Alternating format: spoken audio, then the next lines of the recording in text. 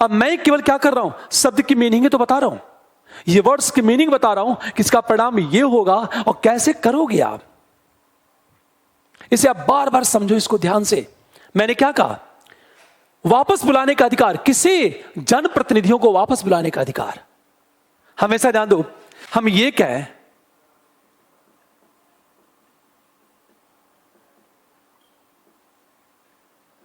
जनप्रतिनिधि को वापस बुलाने का अधिकार आम जनता को दे दो, जनता जब चाहेगी जनप्रतिनिधियों को वापस बुला लेगी। जिसका परिणाम क्या होगा? परिणाम यह होगा कि राजनीति में अकाउंटेबिलिटी में वृद्धि हो जाएगी। और राजनीति में जवाबदेहिता का मतलब क्या होता है? जवाबदेहिता का अर्थ होता है कि यदि मैंने अपराध किया है तो मैं दंड भुगतने के लिए तैयार हूं। यह जवाबदेहिता का अर्थ है। और राजनीति में जवाबदेहिता का अर्थ यह है कि यदि आपके गलत निर्णय से जनहित प्रभावित होता है तो आप त्याग पत्र दो। फॉर एग्जाम्पल, मैं रेल मंत्री हूं और मेरे शासनकाल में ट्रेन दुर्घटनाग्रस्त हो गई तो मुझे तुरंत त्याग पत्र देना चाहिए।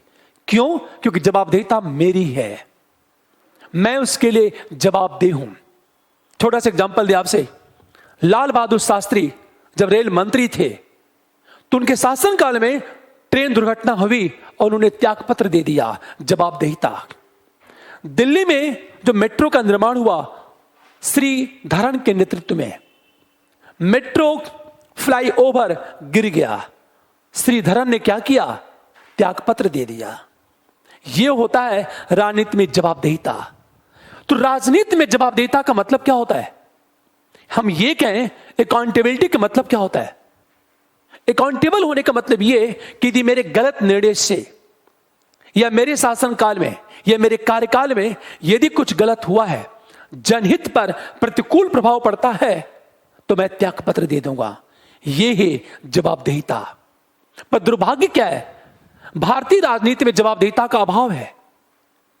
किसी भी मंत्री के शासनकाल में अपराध होते हैं, सांप्रदायिक दंगे होते हैं, सैकड़ों लोग मारे जाते हैं, पर कोई जवाबदेहिता नहीं कि कोई भी नेता मंत्री त्यागपत्र देने के लिए तैयार है ही नहीं। जवाबदेहिता सिंपल चीजें। हम इसे ये पूछा जाए, देखो आप, जवाबदेहिता का अर्थ क्या होता है? जवाबदेहिता का अर्थ है निर्णय की त्रुटिपूर्ण होने से जनहित पर प्रतिकूल प्रभाव पड़ता तो उसकी जिम्मेदारी लेना। सिंपल चीज है, गलत निर्णय के प्रतिकूल प्रभाव की जिम्मेदारी लेना, हम इसे कहते हैं जवाबदेहिता। अब राजनीतिक जवाबदेहिता का मतलब क्या होता है?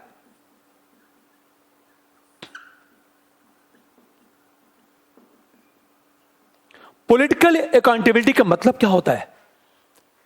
कि यदि आप मंत्री हो, राजनीति में हो और आपके एक गलत कदम से या गलत निर्णय से दुर्घटना होती है, जनहित प्रभावित होता है, तो आप त्यागपत्र दो और आपको देना होगा।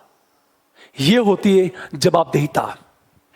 यदि मैंने यह कहा कि मैं इकोनॉमिक ग्रोथ रेट ऊपर लेकर चला जाऊंगा, आर्थिक समृद्धि को बढ़ाऊंगा, अगले 5 साल में मैं गरीबी को समाप्त कर दूंगा, मैंने वादा किया है, पर यदि मैं उस वादे को पूरा नहीं कर पाया तो जवाबदेहिता यह कहती है कि मुझे त्यागपत्र दे देना चाहिए, क्योंकि मैं उस पद के योग्य हूं ही नहीं। मैं योग्य क्यों नहीं हूं? क्योंकि मैं सही निर्णय नहीं ले पाया और गरीबी भी बढ़ी और बेरोजगारी में वृद्धि भी हुई। सरकार के एक गलत निर्णय से करोड़ों लोग बड़े पैमाने पर पलायन कर गए। यह मानवीय आपदा थी। हमेशा ध्यान दो इस बात को, यह मानवीय आपदा। हम ये कहें, मेरी एक गलत डिसीजन से आप मिसगाइड होते हो, आपका कैरियर बर्बाद होता है, तो ये मेरी जवाबदेहिता है, ये कि मुझे काम छोड़ देना चाहिए। ये है जवाबदेहिता। चाहे वो प्रशासन हो, चाहे राजनेता हो, हर जगह जवाबदेहिता का क्या है? अभाव है। अरे बातें राजनीतिक जवाबदेहिता की बात करें। दूसरी चीज, यदि आप वापस बुलाते हो ना, कि भाई देखो मैंने आपको चुनकर भेजा है, यदि आप सही तरीके से काम नहीं करोगे तो मैं आपको बुला लूंगा। दूसरी चीज, जन इच्छा को महत्व का मतलब क्या होता है? जनता की इच्छा प्राइमरी है। यदि प्रतिनिधियों को वापस बुलाने का अधिकार मिल गया तो जनता का प्रतिनिधि जन इच्छा को महत्व देगा। हमेशा ध्यान दें इस बात को, जनता का जो प्रतिनिधि है वो जन इच्छा को महत्व देगा और जन इच्छा को केंद्र में रह करके कानून का निर्माण करेगा। ये जन इच्छा हमेशा। लेकिन एक प्रश्न ये उठा कि प्रशासन के राजनीतिक दुरुपयोग पर रोक हमेशा क्यों? अक्सर क्या होता है? अक्सर यह होता है कि राजनीति, प्रशासन और अपराधियों के बीच एक गठजोड़ बनता है। गठजोड़ ऐसे बनता है, देखो आप, ये मान लिया जाए ये राजनेता है, ये प्रशासक है, ये अपराधी है, ये इसको सहयोग करता है चुनाव के समय, ये सहयोग करता है, ये इसको संरक्षण देता है, उचित पद, और ये इसको क्या करता है?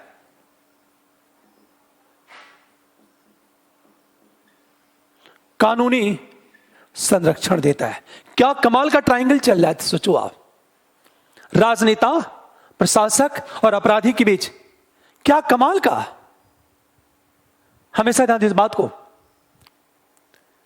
सोचो जरा आप, राजनेता प्रशासक से कहता है कि मैं तुम्हें जिला दूंगा, प्रमोशन अच्छा दूंगा, अच्छा क्षेत्र दूंगा।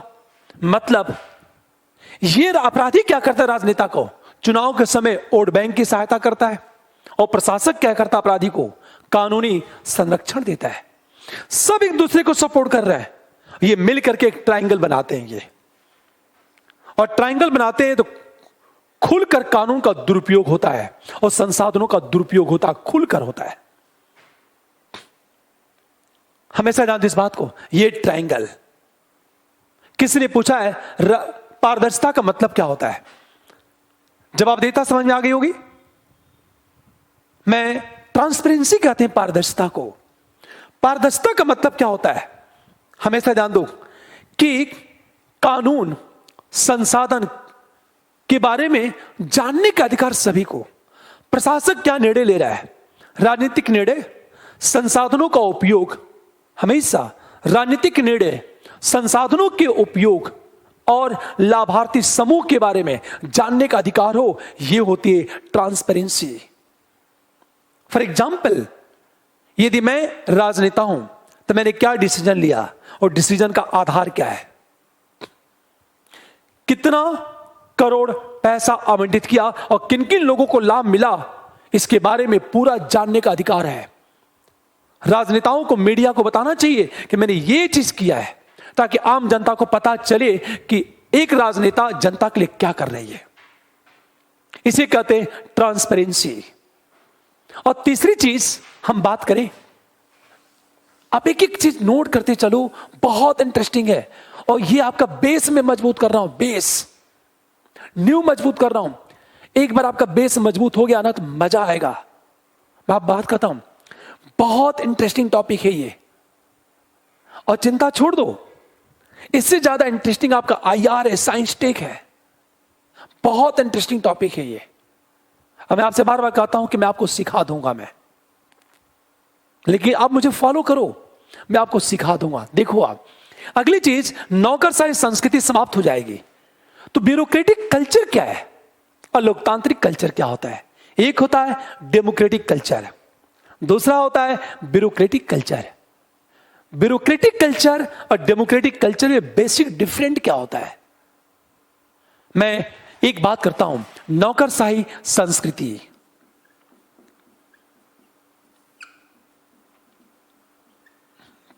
अक्सर हम इन शब्दों का प्रयोग तो करते हैं ब्यूरोक्रेटिक कल्चर का, पर यह नहीं पता है कि ब्यूरोक्रेटिक कल्चर का अर्थ क्या होता है।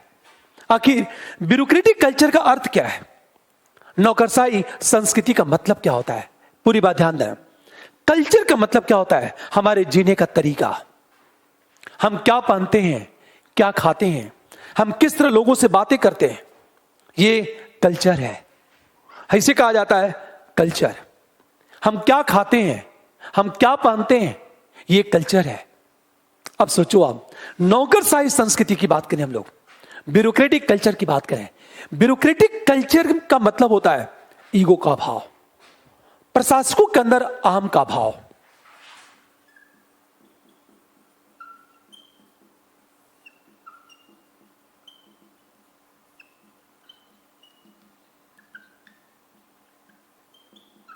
ईगो, सत्ता के केंद्रीकरण,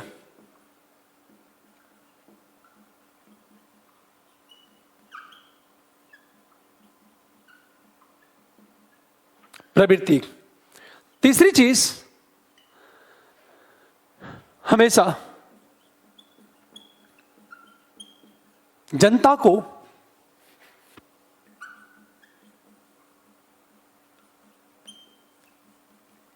एवं स्वार्थी मानना, लाल फीताशाही।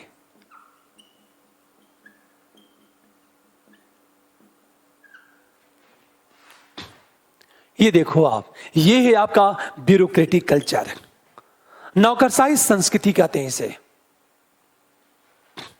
पूरी बात ध्यान दो इस बात को, नौकरशाही हम संस्कृति कहते हैं इसे।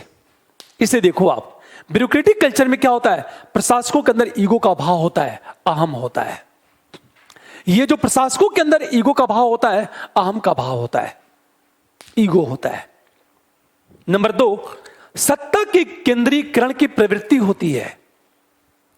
मतलब ये एक नौकरशाह बड़ा इगोइस्ट होता है, अपने आप को दुनिया का सबसे बुद्धिमान व्यक्ति और योग्य मानता है। उसे लगता है कि वह कोई राजा हो और राजाओं जैसा व्यवहार करता हुआ, इतना ईगो है उसमें विनम्रता नहीं होती। हमेशा वह अपने आप को क्या मानता है कि इस पृथ्वी का सबसे ज्यादा बुद्धिमान व्यक्ति वो है। ये एक नौकरशाह यही मानता है। नंबर 2, इससे ईगो होता है, अहम होता है। जैसे जब शादी होती है ना, तो लड़के के घर वाले बड़े इगोइस्ट होते हैं, क्योंकि लड़के वाला है। तो सबसे ज्यादा ईगो किसका होता है, लड़के के फादर का। वैसे बिहेव करता है कि लड़की वाले 10 बार उसके पास आए, पूछे, जी हजूरी करें, और उसकी जी हजूरी में थोड़ी सी कमी दिखी तो लड़के का बाप अवसर ढूंढता है नाराज होने का।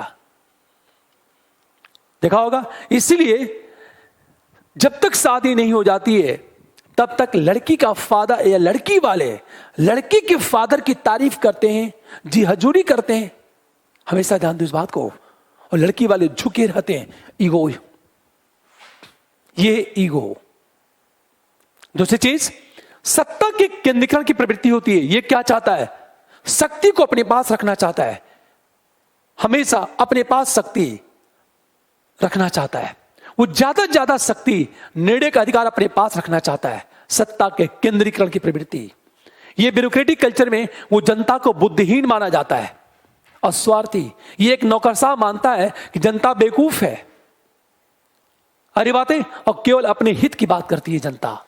और लाल फीताशाही, रेड टेपिज्म की बात करें हम लोग। रेड टेपिज्म का मतलब क्या होता है, प्रक्रिया को विलंब कर देना, निर्णय को टालना तथा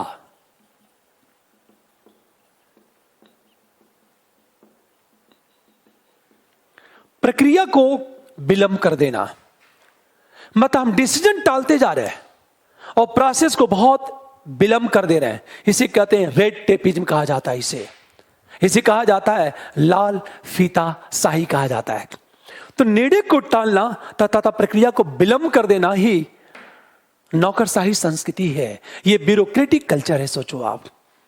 अब एक प्रश्न, यह बात शायद समझ में आ गई होगी। बिल्कुल, मैं एक एक वर्ड्स को क्लियर करूंगा, एक एक वर्ड्स, और जो भी चीज मैं पढ़ाऊंगा सिखा दूंगा। अब चिंता छोड़ दो आप।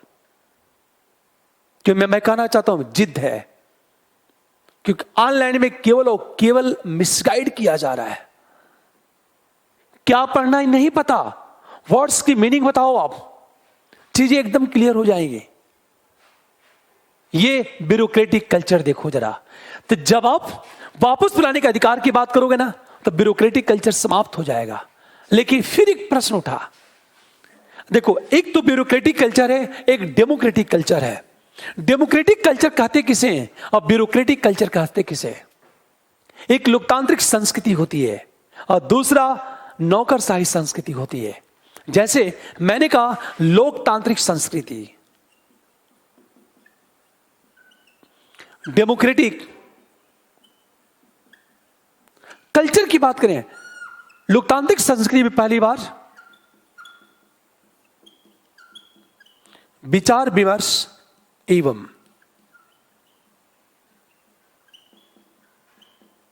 जन सहभागिता को महत्व, ये डेमोक्रेटिक कल्चर है। जनता साध्य,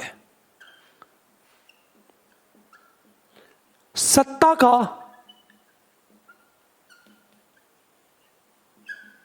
विकेंद्रीकरण, विकेंद्रीकरण ये डेमोक्रेटिक कल्चर है।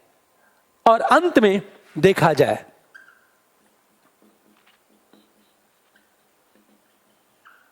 सामाजिक न्याय पर बल, ये डेमोक्रेटिक कल्चर है। पूरी बात तो वापस बुलाने का अधिकार जहां आपने दिया, तुरंत क्या करेगा, ब्यूरोक्रेटिक कल्चर को ट्रांसफॉर्म कर देगा डेमोक्रेटिक कल्चर में। नौकरशाही संस्कृति को लोकतांत्रिक संस्कृति में यह कन्वर्ट कर देगा। इसे यह कहा जाता है कि जो डेमोक्रेटिक कल्चर है, यहां विचार विमर्श और जन सहभागिता को महत्व दिया जाता है। जनता साध्य है, सत्ता के विकेंद्रीकरण की बात की जाती है, हमेशा जानते इस बात को। और सोशल जस्टिस पर बल दिया जाता है। ये वर्ड्स हैं जिनका प्रयोग बार बार होगा। प्रश्न ये उठा कि यदि आप वापस बुलाने के अधिकार की बात करते हो ना, तो क्या प्रॉब्लम है? वापस कैसे बुलाओगे आप? बिल्कुल आपने बुला दिया, इसका परिणाम ये होगा। लेकिन इसके सामने चुनौती क्या है? अब चैलेंजेस क्या है? हरी बातें, पहली चैलेंजेस हमेशा ध्यान दो इस बात को।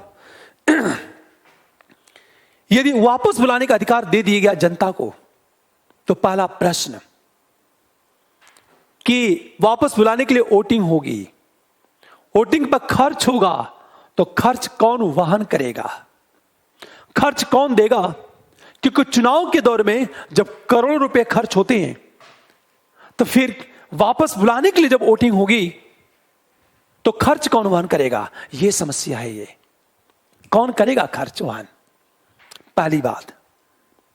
नंबर 2 की बात करें, यदि कोई निर्वाचित प्रतिनिधि मंत्री बन गया, मंत्री विदेश मंत्री बन गया, मान लो पीएम बन गया, तो जब वो केंद्रीय मंत्री बनता है तो पूरे देश को रिप्रेजेंट करता है। जब पूरे देश को रिप्रेजेंट करता है और आप उसे वापस बुलाना चाहते हो, तो प्रश्न ये उठा कि जहां से निर्वाचित हुआ है वे लोग उसे वापस बुलाएंगे या पूरा देश उसे वापस बुलाना चाहता है? यह इश्यू है कि जब वापस बुलाने की बात करोगे, तो मैंने क्या कहा, ए नामक व्यक्ति कोई निर्वाचित हुआ है, यह बाद में केंद्रीय मंत्री बन गया या पीएम बन गया, और जो पीएम बनता है वो पूरे देश को रिप्रेजेंट करता है। और जब पूरे देश को रिप्रेजेंट करता है, तो इसे बुलाने के लिए वोटिंग होगी, मतदान होगा। तो मतदान केवल उसके निर्वाचन क्षेत्र के लोग करेंगे या संपूर्ण देश करेगा? अरे बात एक नैतिकता तो यह कहती है, क्योंकि रिप्रेजेंट संपूर्ण देश को कर रहा है, इसलिए यदि उसे वापस बुलाना है तो संपूर्ण देश के नागरिकों को मतदान में भाग लेने का अधिकार होना चाहिए। यह डिसीजन कौन लेगा? तीसरी चीज, समस्या यह है कि मान लिया जाए मैं चुनाव जीत गया, मेरे एरिया के क्षेत्र के लोगों ने मुझे वोट दिया, मैं चुनाव जीत गया, 2 साल मैंने बहुत अच्छी तरह काम किया, 2 साल बाद मेरे मतदाताओं को लगा कि इसको वापस बुला लेना चाहिए। तो वापस बुलाने के लिए वोटिंग होगी। यदि वोटिंग होगी तो प्रश्न ये उठा कि पता ये चला जब वोट लोग दे रहे थे, ध्यान दे रहे इस बात को, मैंने क्या कहा, मान लिया जाए 70% वोटर ऐसे हैं जिनकी उम्र 18 वर्ष से ज्यादा है।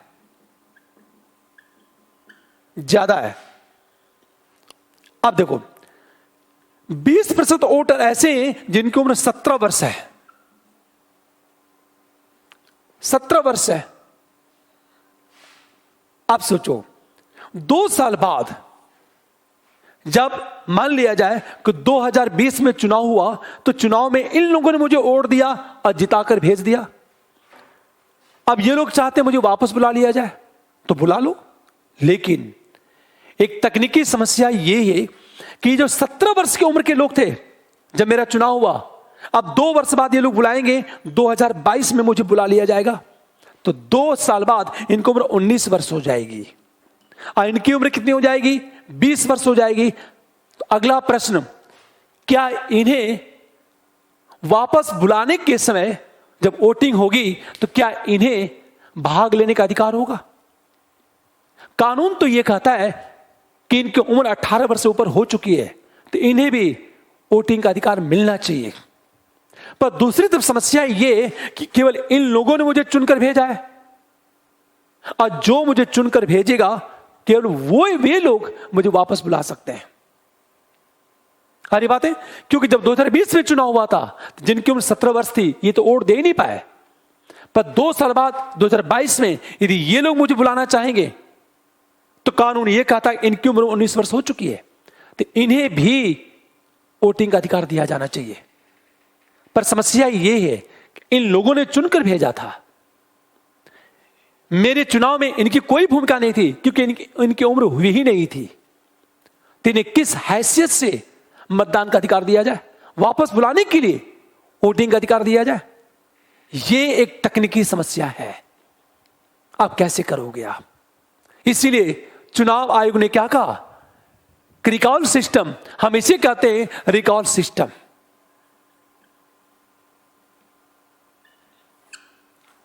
हम रिकॉल सिस्टम कहते हैं, रिकॉल सिस्टम अव्यावहारिक है।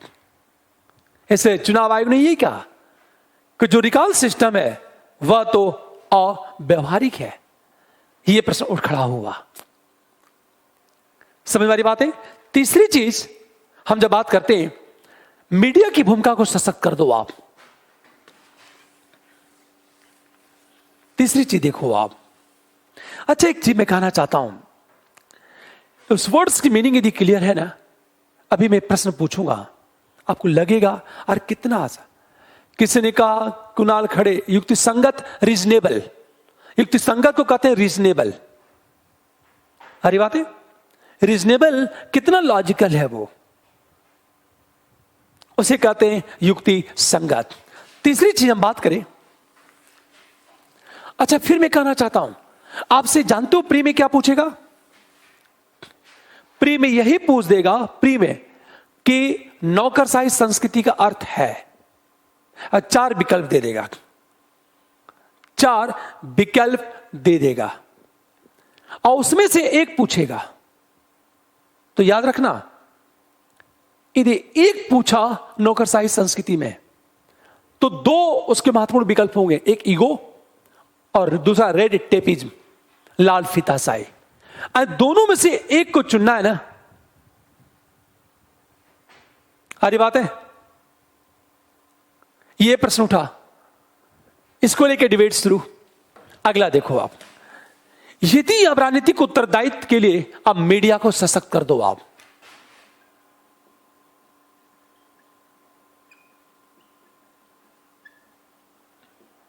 निष्पक्ष,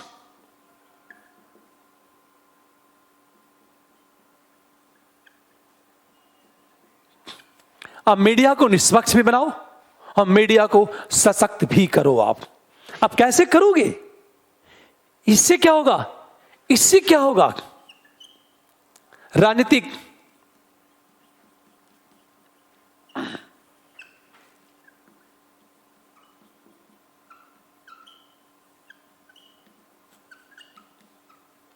उत्तरदायित्व में वृद्धि होगी। क्यों होगी? रीजन क्या है?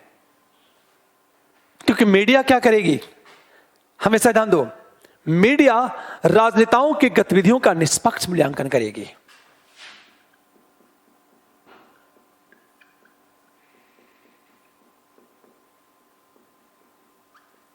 राजनीतिक गतिविधि का निष्पक्ष मूल्यांकन, परिणाम क्या होगा? गलत निर्णय,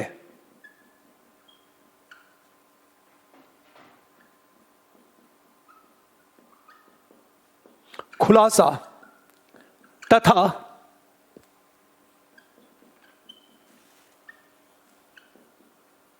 सामाजिक एवं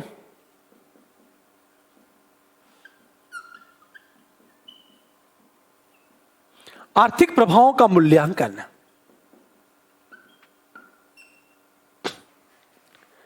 अब सोचो जरा, यह काम मीडिया करेगी। ध्यान से सुना इस बात को। हमेशा पॉलिटिकल रिस्पॉन्सिबिलिटी में वृद्धि होगी मीडिया को निष्पक्ष और सशक्त बनाने से। यह कैसे कहा जा सकता? क्योंकि मीडिया राजनीतिक गतिविधि का निष्पक्ष मूल्यांकन करेगी। और जब मीडिया राजनीतिक गतिविधि का निष्पक्ष मूल्यांकन की तो गलत निर्णय का खुलासा होगा कि राजनेताओं ने यह गलत डिसीजन लिया है, और इसके साथ साथ सामाजिक एवं आर्थिक प्रभावों का आकलन होगा, मूल्यांकन होगा। सोशल इफेक्ट और इकोनॉमिकल इफेक्ट क्या पड़ा? फॉर एग्जाम्पल, किसी एक पार्टी ने जाति और धर्म के नाम पर कोई डिसीजन लिया, उससे समाज में कितनी कटुता पैदा हुई, कटुता और सामाजिक संघर्ष जो बढ़ा, और सामाजिक संघर्ष से समाज को कितनी क्षति हुई, इसका आकलन होगा।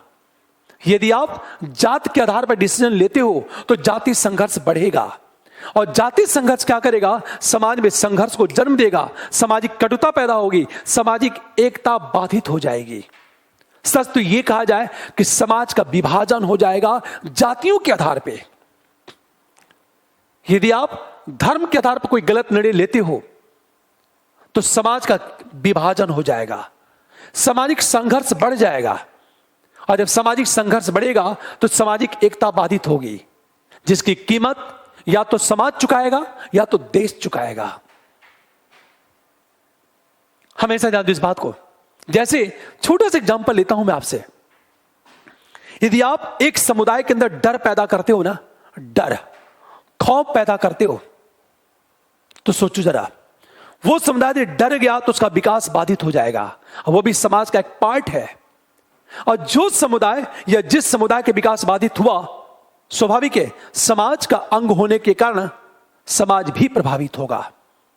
हमारा समाज कभी भी मजबूत नहीं बन पाएगा। यह काम तो मीडिया करेगी, बल्कि यह कहा जाए कि मीडिया के द्वारा यह होना भी चाहिए। तीसरी चीज यह क्या है? मीडिया क्या करेगी? राजनेताओं को, पहला पॉइंट। नंबर 2,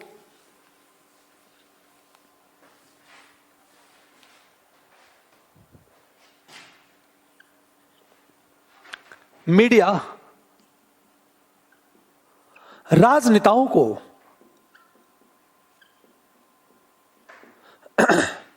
आचार संहिता का पालन करने के लिए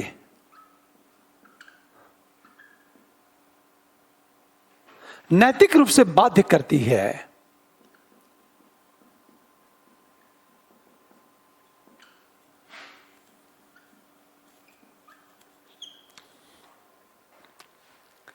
मीडिया राजनेताओं को आचार संहिता का पालन करने के लिए नैतिक रूप से बाध्य करती है। पूरी बात ध्यान देने इस बात को। राजनेताओं को आचार संहिता का पालन करने के लिए मीडिया क्या करती है? नैतिक रूप से बाध्य करती है। ये नैतिक रूप से मीडिया बाध्य कर देती है। सोचो आप, मीडिया करती है। और तीसरी चीज हम ये बताएं, हमेशा जानते इस बात को, मीडिया करती क्या है? पहली चीज, लगातार सरकार की नीतियों का निष्पक्ष मूल्यांकन करती है और समाज में एक बात छेड़ देती है। सशक्त मीडिया होगी तो। अब सोचो आप, नंबर 3, ये छोटी छोटी चीजें हैं, आपसे सिंपल क्वेश्चन पूछा जा सकता है,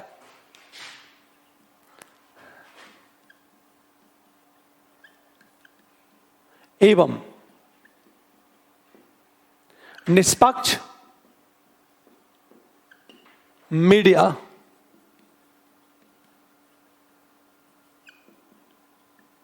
राजनीतिक विवाद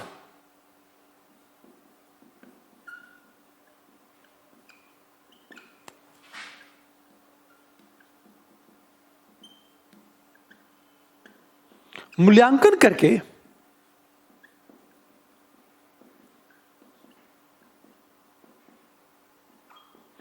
चुने गए प्रतिनिधियों के आचरण से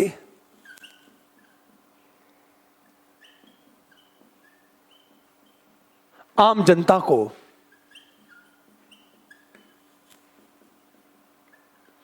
और चौथी चीज हम बात करें कि गलत निर्णय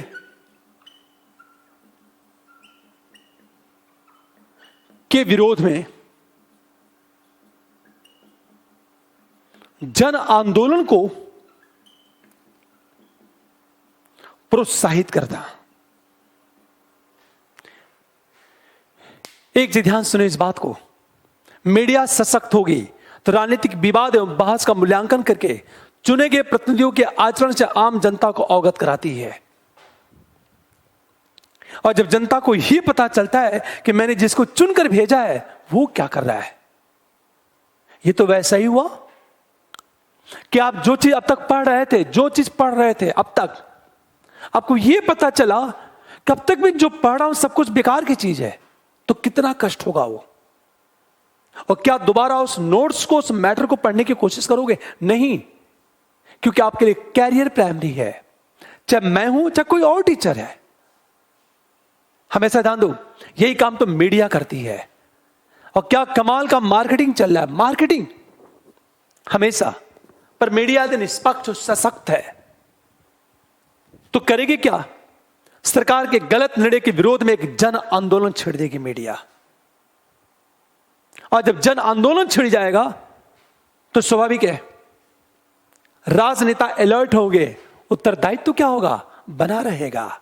यह सोचो जरा आप कि मीडिया कैसे काम करती है राजनीतिक उत्तरदायित्व को मजबूत करने में। तो आपसे सिंपल क्वेश्चन यह पूछा जा सकता है, सिंपल क्वेश्चन यह पूछा जा सकता है कि राजनीतिक उत्तरदायित्व को निर्धारित करने में मीडिया की भूमिका का मूल्यांकन करें। जैसे आपसे यह क्वेश्चन पूछा जा सकता है कि राजनीतिक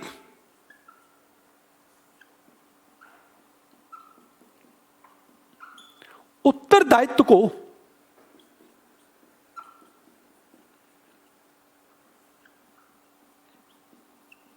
निर्धारित करने में मीडिया की भूमिका का मूल्यांकन करें। आपसे यह क्वेश्चन पूछा जा सकता है कि मीडिया की भूमिका का मूल्यांकन करें क्या राजनीतिक उत्तरदायित्व को निर्धारित करने में। अब एक चीज सोचो जरा, सिंपल क्वेश्चन ही है, बस ये पता हो कि मीडिया क्या क्या काम करती है। आप विथ एग्जाम्पल, दुनिया के अनेक देशों में सरकारें गिर गई, इंडिया में भी सरकारें गिर गई, अनेक लोगों को त्यागपत्र देना पड़ा क्योंकि मीडिया ने इतना प्रेशर क्रिएट किया कि मंत्रियों को त्यागपत्र देना पड़ा। हमेशा ध्यान दो इस बात को, क्यों मीडिया इतनी सशक्त है। ये नेपोलियन ने कहा था, नेपोलियन का नाम सुना होगा, नेपोलियन ने कहा था मुझे सबसे ज्यादा डर मीडिया से लगता है, मुझे सबसे ज्यादा डर मीडिया से लगता है। अंत में हम ये देखें कि जनसहभागिता की बात करो आप, राजनीतिक उत्तरदायित्व के लिए आप नंबर 4 अब जन सहभागिता की बात करो।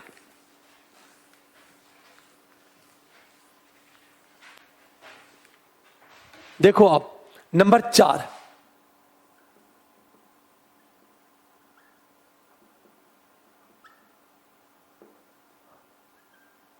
एक बात मैं कहना चाहता हूं आप सबसे कि आज केवल मैं गवर्नेंस का लक्षण बता रहा हूं, और गवर्नेंस के लक्षण में पहले मैंने क्या बताया, राजनीतिक उत्तरदायित्व बताया। इतनी बातें तो बताया हूं मैं अभी आपको, और इसमें बहुत सारे वर्ड्स आ रहे हैं, और वर्ड्स की मैं मीनिंग बता रहा हूं। मैं सोचो, मैं केवल शब्दों का अर्थ बता रहा हूं। जब आप गवर्नेंस के संपूर्ण फीचर्स को आप समझ लेंगे तो लगता है कि यूपीएससी का क्वेश्चन बाहर जाएगा, नहीं जाएगा।